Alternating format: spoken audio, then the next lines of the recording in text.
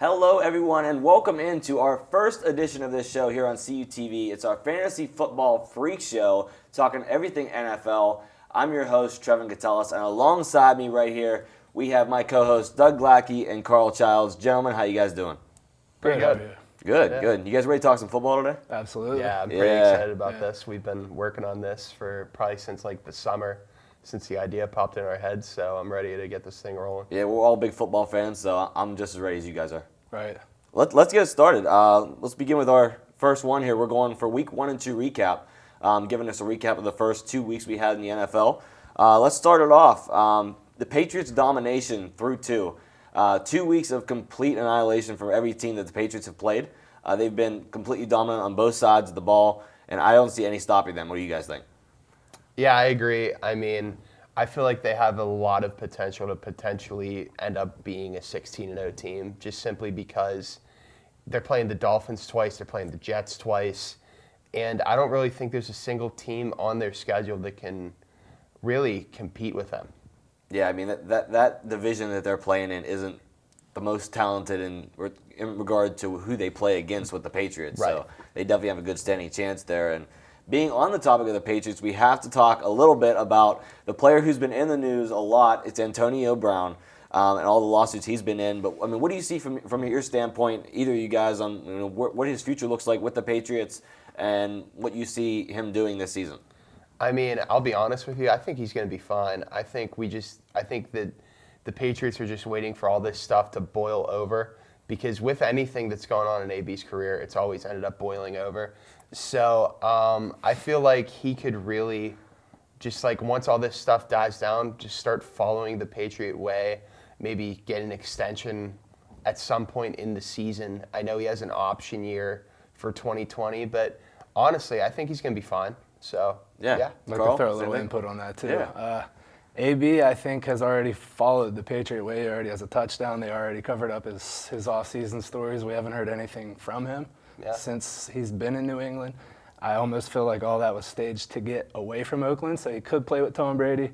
And I think that he's going to kill it this season. I think he's going to have a breakout year, as if he could, because he's already a star. Right. Yeah, I mean, we see it as, I know we talked a little bit about this before, but back in the day when Tom Brady had the receiving core with Randy Moss and all the talent, he basically has another mirror image of that receiving core right now with Julian Edelman, Antonio Brown, Josh Gordon if he stays in the game. Absolutely. The forgotten Cameron Meredith, who's still on their roster that people forget know about. He's definitely a solid option. Philip Dorsett, too. Dorsett, He had 2 TDs against the Steelers week 1, and then it looked like he would have been the solid number 3 option. Then it's like, oh, wait, they still got to add AB into this equation. So he kind of lost some playing time. But honestly, they have 5 great receivers. The tight ends are good. And I'm still not rolling out Gronk potentially coming back at some point in the season. Comeback season. I don't think Gronk's going to come back, but it amazes me how they actually I feel like their receiving core and their offense has gotten a lot better since Gronk retired, which a lot of us probably were happy to see him go as Steelers fans. I know you're a Cleveland fan, right? But we were definitely happy to see him go as Steelers fans. But it seems like they got better without him. So yeah, well, in the AFC, we're talking a rival to the Pittsburgh Steelers. The Ravens are on a roll through 2. Carl, give me some insight on that. Yeah, the Ravens. It's kind of tough to see them be as good as they are right now. I think they got to be clear favorites to win the division. Although Cleveland last Monday looked pretty good. Steelers looking a little rough. We have no idea what's going to happen with Mason Rudolph. But the Ravens, they won week 1, 59-10 versus Miami. And then they won against the Cardinals 23-17 last week. A lot of people could probably say that the Cardinals might not be that great of a team, but watching Kyler Murray, I think he might end up panning out for them, and they honestly haven't looked too bad. So I think the Ravens are the clear-cut favorites for the AFC North, and I think they're going to be hard to beat. Yeah, I know you spoke about the Browns there for a second, too, and I do like the win being a Browns fan, but, they did play the Jets, too, so I can't give them as much credit. Now, if they would get a win, upcoming weeks, I'd say definitely. And we found out Lamar Jackson can throw. Right. He's been mostly a mobile quarterback, Absolutely. but he's throwing the deep ball. Yeah, he's definitely, I think, going to lead that offense and probably win that division. I don't know. I think it'll be a little bit closer than what people are thinking, because obviously Miami is not that great of a team this year. But I think Miami kind of looks bad because the Patriots and Ravens are as good as they are. Yeah. Yeah. Swiping over to the NFC, we're looking at the Dallas Cowboys and how great they've been doing. Dak Prescott has been throwing everything on a dime, and they're up 2-0 as well. Yeah, the Cowboys look really good. Dak Prescott looks really good. He's trying to get that contract. I think he was trying to get a contract. They want like $32 million a year or something, which is kind of unheard of, considering no other quarterbacks really have that other than, Jared Goff that just got that contract. Yeah. But he had almost a perfect passer rating in week 1 versus the Giants at home. We know how big of a rivalry that is. And then they went on the road to beat the Redskins, another division rivalry. Not so sure the Redskins are as good as, or I don't know if that division's as good as it used to be, but it seems like it's always up for grabs. But they look really good. That offense is going to be hard to beat. Their defense isn't as good. So I'm kind of curious to see how they're going to play versus other teams outside that division, other than in Philly as well, because I think it's going to be between Philly and Dallas for that division. And Ezekiel Elliott just got that big contract as well. So, Dallas is a little strapped for money to get Dak Prescott that big contract. That's another good point is Ezekiel Elliott. I think he's probably going to take a couple weeks to try to get things back in motion to be as good as he is. Missing the whole preseason is going to be rough for anybody. We've watched Le'Veon Bell do it before. Right. But I think after like another week or two, I think Zink will be back to like top 3, top 5 runner, and I don't think they're going to have a problem on offense at all. Yeah, I'd have to agree with that. Sticking in the NFC, we're looking at the Seattle Seahawks and how well Russell Wilson and that defense has been playing.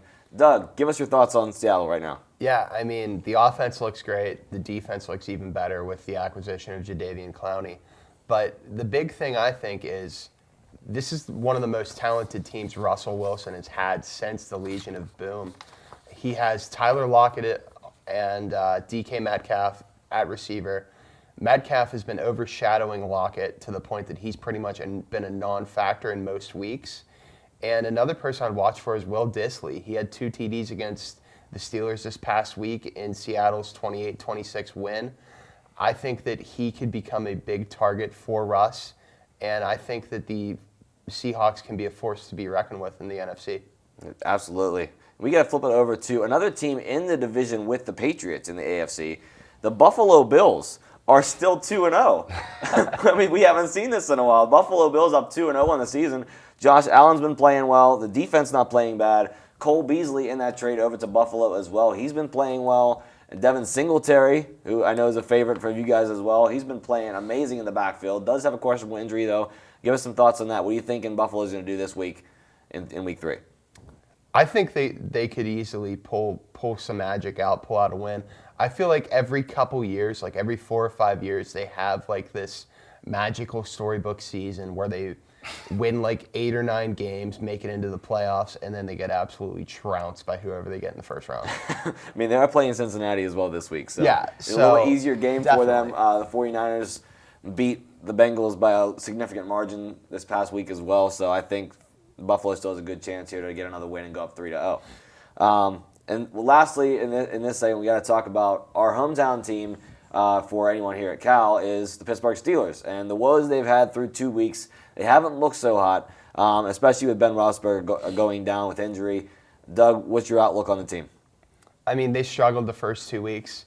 I feel like they got a tough draw schedule-wise. They got 2 powerhouse teams in both conferences with the Patriots and the Seahawks. They had some issues at safety. Sean Davis had been injured. He's out for 8 weeks. They were using Cam Kelly as their free safety for the New England game and most of the Seattle game. And they really fixed that. They traded their first-round pick this week for Minkah Fitzpatrick. Minkah Fitzpatrick is a very talented free safety, can work into a slot corner. But I think things are going to only go up from here for the Steelers. I have faith in Mason Rudolph. I feel like Mason will be able to use his skills to his advantage, and I feel like he'll be able to find a true number 2 receiver in either Deontay Johnson or James Washington, because once he finds that true number 2 receiver, the pressure will come off of Juju, and Juju will be able to make more plays, because you've seen it. He's been getting double teamed a lot these first 2 weeks because he's now the main receiver.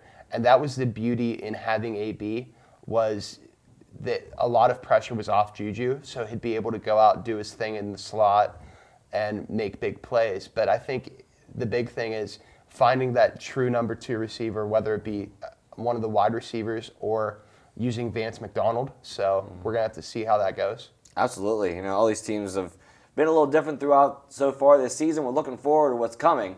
So we're going to take a short break. When we come back, we'll be giving you guys the main part of our show, the insights for all you fantasy football lovers out there on who to play and who not to play when we come back here on CUTV.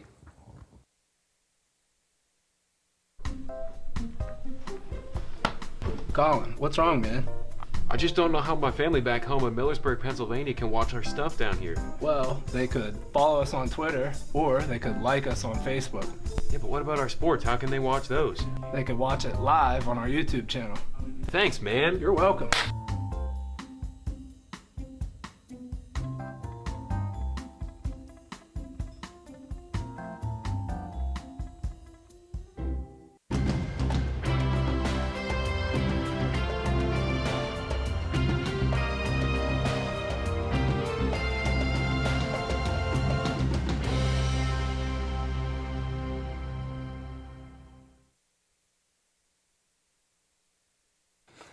Welcome back in here to CUTV and the Fantasy Football Freak Show. Again, I'm your host, Trevin Catellus, alongside Doug Lackey and Carl Childs. At this time, guys, we're getting into our main segment of the show. We're talking fantasy football for all the fantasy football lovers out there. So let's get started right into it, looking into our top performers and our top picks through week 1 and 2. We're through 2 weeks. We're looking at our outlook on who we think was our top performers, the start and sits. We're going through everything here. So let's start it off. Our top performer, Doug, give us a start. All right. For my top performer, I picked Saquon Barkley for the New York Giants. Through 2 weeks, he has 227 rushing yards and a touchdown. And I feel like he is their entire offense. And I feel like things are only going to go up for him. I have faith in Daniel Jones. He just got chosen in favor to be the starting quarterback over Eli Manning. So I believe that the Giants can be very successful offensively now. He looked great in the preseason, and I feel like that's only going to make Saquon's life easier, not only as a running back, but as a receiving back out of the backfield. Absolutely. I'm going to give you mine real quick with Emmanuel Sanders. Even though that team has had 2 losses, they're 0-2 in the season, Emmanuel Sanders has been kind of the heartbeat of that entire offense returning from injury. You know, Joe Flacco now part of the Broncos team. Right. And, I mean, he's been throwing targets to Emmanuel Sanders each and every week. And so far, through 2 weeks, he has over 45 points in fantasy points. So a solid receiver for anyone who has him out there. 20 points the first week and 29 points this week. Amazing for Emmanuel Sanders. Carl, who'd be your top performer? My top performer, I'm going with Dalvin Cook. Running backs are definitely the way to go. They are the gold, the prime of fantasy football. We know how fast they jump off the board. The Vikings are a run-heavy team. I believe it was week 1 that Kirk Cousins only threw 10 to 12 passes because Dalvin Cook is that good. He's the number 2 running back in the league. He had 53 points as of right now in PPR in fantasy football. He has 3 touchdowns, 165 yards, and he has 41 rushing attempts to Kirk Cousins' 42 attempts passing. So I think Dalvin Cook is a great player for my top performer of the week. Yeah, he's kind of a lifeline for that offense almost. Everything's running through Dalvin Cook on that side of the ball. Absolutely. Even though Kirk Cousins can throw the long ball and get it to his receivers, I think Dalvin Cook is the man on that team. Absolutely. Let's get into our stardom or sit-em for this week coming up right here. Doug, who are you starting on your fantasy team this week to get you some points? I'm starting John Ross III against the Buffalo Bills. He is one of the wide receivers for the Cincinnati Bengals. He's become one of Andy Dalton's main targets as he's had 11 receptions for 270 yards and 3 TDs through 2 weeks. I think it's kind of surprising that he's having a breakout this quickly. He's widely regarded as one of the fastest receivers in the NFL. So I think that this could really be a breakout season for him. And if he's on the waiver wire or on your bench, you got to pick him up or just start him this week because I think it's not like 1 week can be a coincidence. After 2 weeks, it seems like it's a pattern. So I think that it's safe to say that John Ross is blossoming into a star in this NFL season. So go with John Ross this week against the Bills. I am going with Marquise Goodwin from San Francisco as they're taking on Pittsburgh this week coming up. As you probably heard from them saying, I'm a Browns fan wearing a Bengals jersey. I know that's not the greatest thing in the world, but I really think that San Fran can put a big score up on Pittsburgh this week. I kind of feel it would almost be a very high-scoring game, maybe on both sides of the ball, because the Steelers, like you said, we have faith in Mason Rudolph. They play good football behind him. They're also playing good football right now in San Francisco with Garoppolo and Marquise Goodwin. He's going to get the long ball, and I just think that he could really blossom this week versus Pittsburgh in Week 3. Carl, who are you starting? I am going with another Marquise, but I am going with Marquise Brown. He is the number 4 receiver in fantasy football right now with 47 points in PPR. He has 2 touchdowns, 12 receptions, and 233 yards on 18 targets. Target shares are huge for receivers in fantasy football. Kind of hate to go with a Ravens player and like I'm Ravens this, Ravens that. I'm really not because I'm a Steelers fan, but Marquise Brown is something else, and he's been training with Antonio Brown in the offseason because they are cousins, and I'm not going to bet against Antonio Brown or his cousin Marquise Brown. Absolutely. So with every player that you have to start on your team, there's always a bench, and there are some players that you have to sit. So, Doug, who are you sitting this week? I'm sitting O.J. Howard. I'm actually very, very frustrated with O.J. Howard. He only has 4 receptions all year. He's one of those tight ends. He was very highly regarded. His ADP was between 55 and 60 during the preseason for fantasy football. So, once you got into, that 5th round, after the top 3 of Ertz, Kelsey, and Kittle, your options were O.J. Howard or Hunter Henry. And I went with O.J. Howard. I was really a huge proprietor in O.J. Howard, thinking he was going to have a great year. But nothing's worked out so far. So I'm thinking if you're a fantasy owner, you got to sit him until something happens with him, because you can't be starting him at tight end and he just gets 0 points every week because he only has 4 receptions. Right. So I'd have to agree with that. On my end, I am sitting Corey Davis of the Tennessee Titans. Listen, the man has not got me anything so far in fantasy football. 6.6 points this past week, and 0 points in Week 1, in which they did beat the Cleveland Browns with 43 points that they put up on the Tennessee side? Yeah. I mean, if you're putting up 43 points on your offensive side of the ball and not even getting a single catch when you played, something's up there on that offensive side. And I would definitely say to sit Corey Davis tonight, especially because he's playing tonight versus the Jaguars. I just think the Jaguars are going to win tonight, so sit Corey Davis. Tennessee's more of a run-heavy team, too. Yeah. And when they do pass, they usually throw to that tight end. So I feel you on that one. Yeah, Corey Davis for sure. Who are you sitting, Carl? This week, I actually like this guy, but not right now because his starting quarterback is sick with mono. Jamison Crowder, I would sit him. I do like him later down the road because in Week 1, he had 14 receptions, lots of targets. But last week, he only had 4 receptions. So that offense is definitely taking a hit. Sam Darnold could be out for a few more weeks with mono. And they play New England this week, and New England hasn't given up 80 yards to not one single receiver this year, and I think they're going to keep that trend going. Yeah, and they're on a third-string quarterback over there in New York with Simeon being out and went out in the Browns game. Yeah, that's tough. So definitely sit Jamison Crowder. Yeah. So we're going to step aside real quick here for a quick video from our good friend Radar giving his expert analytics in fantasy football. Hello, Sean McCardle here with some fantasy football advice for Week 3 of the 2019 NFL season. Well, in Week 2 we saw a couple more key quarterbacks go down, namely Ben Roethlisberger of the Steelers and Drew Brees of the Saints. Roethlisberger has a UCL tear in his elbow and he's out for the whole season. Drew Brees out at least 6 to 8 weeks with a torn ligament in his throwing thumb. So some of you probably looking for some quarterback help. Some names that you might be able to find on the waiver wire. Andy Dalton of the Bengals. With a new head coach, many weren't expecting too much from him this season. But through 2 weeks, he's thrown for over 700 yards and 4 touchdowns. Another name that might be out there, Josh Allen of the Bills.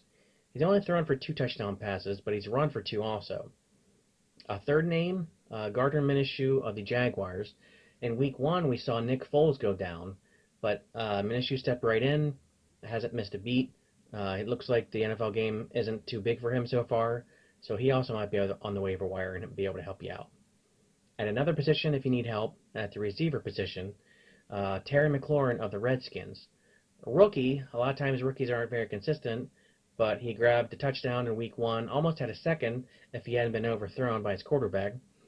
Had a touchdown in Week 2. Another couple receivers for the Chiefs. You want to get as many pieces of the Chiefs offense as you can. There's so many points to go around. We have Demarcus Robinson, who caught 2 deep passes, had over 100-yard receivings in Week 2, and Mecole Hardman, who also caught a touchdown in Week 2. So Sammy Watkins is probably gone already. Someone probably already has him. But there's probably a name out there with Tyreek Hill out. You could probably be able to pick up a piece or two of the Kansas City Chiefs offense. So hopefully this helps you out. Hopefully you can get a couple pieces to help you out for the rest of the season. Week 3, get a strong thing going. And this has been Sean McCardle, Fantasy Football, Week 3, 2019. Thank you, Radar, for those great analytics here. We're going to keep it moving right now with our pickup or drops. Pick up, Doug. Who you taking? I'm picking up Deebo Samuel from the San Francisco 49ers. He had 5 receptions last week for 86 yards and a touchdown. I feel like the 49ers offense has been really in sync so far. Jimmy Garoppolo has looked fantastic. And I've always been high on Deebo Samuel. He was a 3rd-round pick this year. I believe that he could easily be one of those people you just pick up in waivers or free agency, and it's an absolute steal for you. So go with Deebo Samuel. I am picking up Terry McLaurin for the Washington Redskins. That may be surprising for some of you viewers, but he is a stud over there in Washington. Getting a lot of points every week at that slot position, and he is putting up some points. I will continue to play him no matter who they play. Definitely a good start for this week, and definitely pick him up. He's not taking in too many leagues out there. So, Carl, who are you picking up out of waivers? I'm a huge fan of Terry McLaurin, but I'm going to go with Demarcus Robinson in Kansas City. He only had 1 reception in Week 1, but as you all know, Tyreek Hill out with that shoulder for possibly 4 to 6 more weeks. Last week, he had 6 targets on 6 receptions. That's always great when you're catching everything that's thrown to you. And that's a high-powered offense with Mahomes, obviously. I think he's going to start looking at this guy more. Last week, he had 172 yards on those 6 receptions with 2 touchdowns, and I think he's going to get more looks next week. So definitely try to get Demarcus Robinson if he's still there. And with every player you have to pick up off of the waivers and out of the free agency, there's always those players that aren't doing so hot, and you might have to drop them. So, Doug, who are you dropping from your team? All right, this is kind of a hot take, but I'm going to drop Jared Cook because Drew Brees is going to be out for quite a while here, about 6 to 8 weeks. And they're going with Teddy Bridgewater at quarterback for right now. But even with Brees, Jared Cook was not getting the targets that anybody was expecting him to get. He only had 5 targets all year for about 67 yards. So I would just drop Jared Cook because I don't trust it, especially even with Brees getting that little of targets, because we all know that Drew Brees loves throwing to his tight ends. He's made every tight end that he's had look like a star. So I would just drop Jared Cook and cut your losses and just wait to see how things shake out with this Saints offense. And I am dropping Ty Montgomery of the New York Jets. I don't have much to say about Montgomery, but all I can tell you is that as long as Le'Veon Bell continues to get every snap pretty much on that offense, Ty Montgomery is not going to get anything. So save your time, get someone who's going to get you some points, and drop Ty Montgomery. Carl? I am going with Tampa Bay running back Ronald Jones. Although he did have a successful Week 1 with 13 attempts and 75 yards. Last week against Carolina, he only had 4 attempts for 9 yards because Peyton Barber is ahead of him on the depth chart. And Tampa Bay is not the best of teams. I think they fall somewhere in the middle of the pack. But I would not trust Ronald Jones in that backfield because I think Peyton Barber has it locked up. And I think they're going to do the committee approach. So drop Ronald Jones. Absolutely. So we're looking to our sleepers for this week. Who we sleeping on in fantasy? Maybe, they're gonna maybe they might have a good week this week. Doug, who you taking? James Washington for the Pittsburgh Steelers. Okay. Simply because Mason Rudolph is now the starting quarterback. They have that chemistry from Oklahoma State. They tore it up together in college at Oklahoma State. So I would watch for James Washington to potentially break out this week and separate himself as the number 2 wide receiver in Pittsburgh under the guidance of Mason Rudolph. Absolutely. And as you just spoke of with Tampa Bay, my sleeper is Peyton Barber. So he's ahead of Ronald Jones on that depth chart. I'm definitely taking Peyton Barber as my sleeper. I think he's going to have a great week this week as well. They're playing the New York Giants. And I definitely feel like he's going to get a lot of touches and have a good game. Carl? My sleeper is going to surprise everybody, and a lot of people aren't going to like it, but I am going with Miami Dolphins receiver Preston Williams. He is the third-string receiver, which makes this very crazy. But hear me out, an undrafted receiver in Miami. The first week, he had 3 receptions versus Baltimore in that huge loss for 24 yards, but he had a beautiful highlight reel touchdown, the only touchdown they've scored so far. It was a toe tap in the end zone after he broke somebody's ankles in the secondary. The next week, he had 4 receptions for 63 yards on 6 targets, so his targets are going up already. Devontae Parker hasn't been that great for the Dolphins in recent history. The other guy in front of him is Albert Wilson, and he is not practicing with a hip and calf injury. So I definitely think that you should grab Preston Williams. He might not be the guy to get you a bunch of points right off the bat, but as of right now, he's averaging 10.5 points per game in PPR, which is not bad, and he is the lone bright spot on that Miami Dolphins offense. Yeah, a solid 10.5 points is always a solid He's point. he's consistent, and he's starting to get more targets. I think in a couple weeks, he might be up in the 15, 20 points per game, so definitely look for this guy. Yeah, we shall see. When we come back, we'll be giving you our outlook on this week's top games. You're watching Fantasy Football Freak Show on CUTV.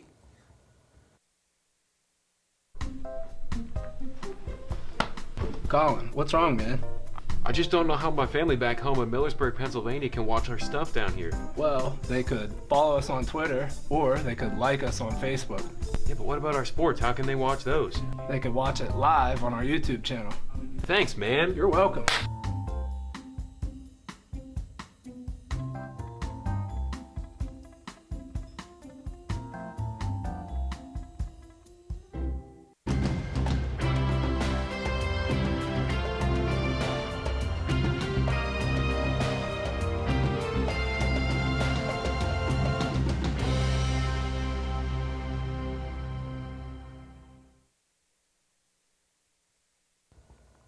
Welcome back into the Fantasy Football Freak Show here on CUTV. We just gave you a lot of insight on the week's recap and our fantasy football analytics. Again, I'm Trevin Gatellis with Doug Glackey and Carl Childs. Right now, we're giving you our outlook for the upcoming week and our top games that we've selectively hand-chosen. So we're going to start right now with our first game.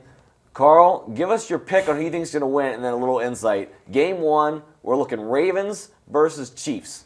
I hate that you guys keep making me talk about the Ravens. But I think this is going to be one of the most exciting games this upcoming week. Both teams seem to have a high-powered offense. They also have not a bad defense. I think they're both Super Bowl contenders, definitely going to be playoff teams. I think there's going to be a lot of points in this game. As you see, that guy from Baltimore has been fantastic. Obviously, Pat Mahomes is probably the best quarterback in the league. I could see this game going into the 30s and 40s. So I think if you got guys on either of those teams in fantasy, you should definitely start them because it's going to be an exciting one. It was a close game last year when these two teams matched up too. So it was a very high-scoring game. Pat Mahomes had that great highlight reel sidearm pass across his body to Tyreek Hill. Oh, yeah. That was amazing. So, yeah, I mean, I'm definitely looking forward to seeing that game as well. Not to mention Lamar Jackson is way better than Flacco, in my opinion, so I think it's going to be a repeat. Do you have a pick on who's winning that one? I'm going to go Chiefs as a Steelers fan because I also have Pat Mahomes in fantasy, so I'm looking for him to really light it up this week. All right, let's look forward to our next hand-picked game. We're looking at the Texans versus the Chargers. This should be a close-knit matchup too. Both high-powered teams. Austin Eckler has been a very high performer for the Chargers offense. We're looking forward to seeing everything he has put on as the Chargers are playing very good football. But I have to say, I'm going Texans. The Texans are winning this game. The Texans are winning. DeAndre Hopkins, Will Fuller, Carlos Hyde's going to put on a show this week too. If you're a Texans fan, you're somehow watching us, let's go Texans. They're winning this game. Let's move it on. We're going to give a quick shout out to Danny Beck down in Tampa Bay right now. He's working for the Tampa Bay Buccaneers, but his prior favorite team was the New York Giants, and they're matching up against each other this week. The Giants versus the Buccaneers. Doug, give us some insight on this one. I think it's going to be an interesting matchup. Tampa Bay's defense has really been overachieving so far this year, and it's Daniel Jones' first NFL start, so I would not be surprised to see Daniel Jones struggle right out of the gate, just simply because of how good that Tampa Bay defense has been. So I'm going to take the safe pick here and go with the Bucs in this one because Chris Godwin's looked great, Jameis has been in sync, and the defense has been phenomenal as well. So I'll go with the Buccaneers. Even with the start of Daniel Jones? Yes. I'm worried about Daniel Jones starting this week against such a great defense. I'm not. I got to have a little input on this. Shout yeah. out to Danny. I'm not here for Jameis Winston, famous Jameis. No, thank you. My number 2 team is the Giants, and I think Daniel Jones is going to light it up. I can agree with you on that. I really think Daniel Jones is going to have a big week, and I think he's going to prove a lot of people wrong who thought he shouldn't have been drafted that high in the draft. Absolutely. So I think he's going to have a good one. So let's move it right on in. Saints versus Seahawks. And what should be a high-scoring battle. However, the Saints are down Drew Brees. Carl, give us some insight. Yeah, I think this would have been a great game if Drew Brees never got hurt. Russell Wilson has really been tearing it up. I think the Steelers might have been able to squeeze that one out, but Russell Wilson wasn't having it. And I don't think Russell Wilson will be having it against the Saints, especially with Drew Brees gone. I think there will be some points on the board, but I think most of those points are going to go to Seattle. I got to have input real quick. I just got to say the Seahawks don't win that game if Dante Moncrief doesn't let that ball go right through his hands to a defensive back. Yeah, I can agree with that. Yeah, I can agree with that as well. Yeah, definitely. So I take it you're taking Seattle. I am taking Seattle. I like Chris Carson a lot. I love the receivers that Russell Wilson have, and I just can't bet against Russell Wilson because he looks great. Yeah. So moving into our hometown game, as you could say, for Pittsburgh, Steelers versus 49ers. Doug, take your pick, man. This is going to be a fantastic game. I think that I'm going to go with the Steelers in this one. Ooh, first win. I'm being super optimistic. I have way too much faith in Mason Rudolph. I'm really nervous about this, but I am a firm believer in Mason Rudolph. I think the Steelers are going to do great this week. Same thing with Minkah Fitzpatrick. I think he's going to have an immediate impact lining up at that free safety spot. Going to be probably covering George Kittle. He'll be able to keep Kittle in check. So I'm going to go with the Steelers in this one. I hope they do. Even as a Browns fan, I would hope the Steelers do get at least one win on the board. So hopefully they can pull it out. I'm picking my game with a Sunday Night Football primetime matchup as my Cleveland Browns are finally on Sunday night as they take on the LA Rams. And Cleveland Browns, I think they have the power. I got the power. They're beating the Rams on Sunday night. Mark my word, if it happens, you guys gonna buy me Chick-fil-A or something? Like, I don't know. Man. I think the Browns are beating. I think the Browns are gonna beat the Rams. They're gonna prove everybody wrong in this one. This is our year for the Browns. Listen, man, I'm broke. I'm not taking that back. I'm not doing that. So you're saying the Browns are gonna win? Maybe. I don't know. I don't want to be that guy. I hope they do. I'll tell you what, man. I'll take that bet. Okay. I like Odell Beckham a lot, but I'm not here for Baker Mayfield. And I like Jared Goff, and obviously the Pitt alma mater, Aaron Donald. I think he is going to put a hurting on Baker Mayfield this week. I think it'll be a great game, especially after they finally got that win and the pressure is a little bit off. But the Rams, I think, are one of the top teams in the NFC, and I think The struggle on my end with my personal fantasy team is I have the Rams defense and Browns defense. And then for my quarterbacks, I also have Jared Goff and Baker Mayfield. Yes. So for me, it's a struggle to decide who I'm starting. yeah, it's hard to be a hometown hero and bet against your team in fantasy. Yeah, exactly. Yeah. And then we have one honorable mention game before we close out here, and it's Lions versus Eagles at home at Lincoln Financial Field in Philadelphia. I am not sure on this one. It's a close one, and the Lions have looked pretty good so far in this season. Yeah, I like the Lions a lot.